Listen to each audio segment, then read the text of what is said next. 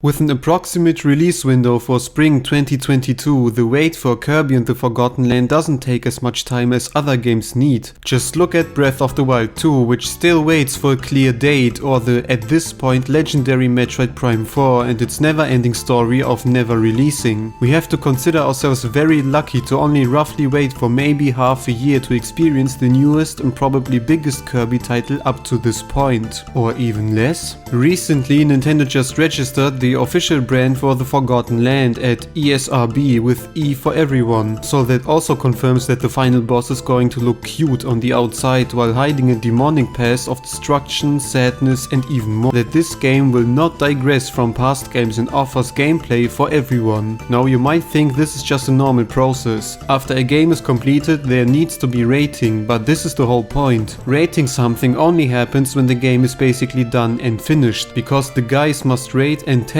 what they see. The developers cannot simply add stuff after the rating is done, so all in all we can assume that Kirby and the Forgotten Land is basically a completed game. So why don't they release it in this holiday season? The Advance Wars remake just got delayed, so there would be room for Kirby in December, right? Well no, if you want maximum profit during the holidays you don't release something as big as the first 3D Kirby title so close to Christmas. It needs room to breathe, which is why games like Metroid Dread, Mario Party or Pokemon usually come out at the latest in November. In addition, Nintendo surely wants to spread their releases a little more across the year, and with already bringing out said games, they do have a sufficient supply for the holidays. Another point is the usual release pattern of Kirby games. Rarely, if at all, do we get titles past summer, and even if this is the case, there are only rare and small exceptions like Kirby Fighters 2 or Mass Attack. Furthermore, booking the spring season for oneself isn't counterproductive in the slightest. One of Nintendo's biggest sellers like Breath of the Wild or Animal Crossing released in spring and had no serious problems with it. They did amazing, and with Nintendo's usual pattern of only releasing one big title per season, there's a good chance Kirby is going to be their horse race betting for the first half of the year. Then again, you only have to see what games are supposed to be released in 2022. Do they really expect us to have the time to play all of these? So when is Kirby and the Forgotten Land going to come out? Spring season can mean anything in Nintendo's mind from March to late May, but going by the rating it can be way sooner. Especially if you consider the absolutely bulging year, maybe they want to consistently release games with only 2 months apart, so what about February? It might seem a little early at first glance, but would kick off the new year with a banger and keep the momentum of the holidays. It's the same with Legends Arceus, which was supposed to be released in early 2022, but I think we all didn't expect the game to come out that early.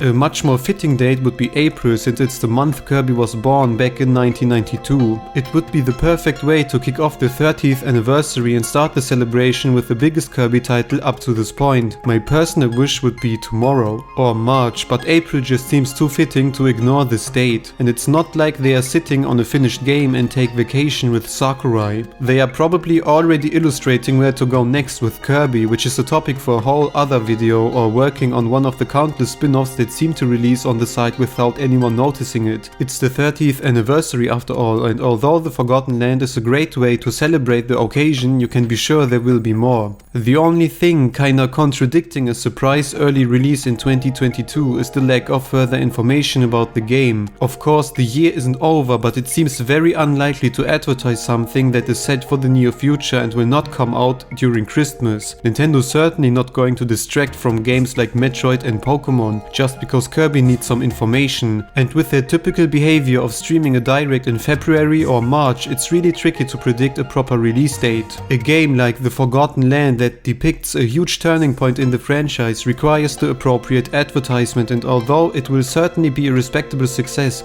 you never know. Kirby has, for the first time since ages, the chance to become a huge hitter like all the 3D Marios and step up from being just comfy platformers to something people truly uphold. So when do you think will The Forgotten Land release? Does it make sense to wait for the exact anniversary week, or should they release the game as soon as 2022 starts? I don't want the video to be any longer than it already is, and although the wait isn't that long anymore, we just have to be patient.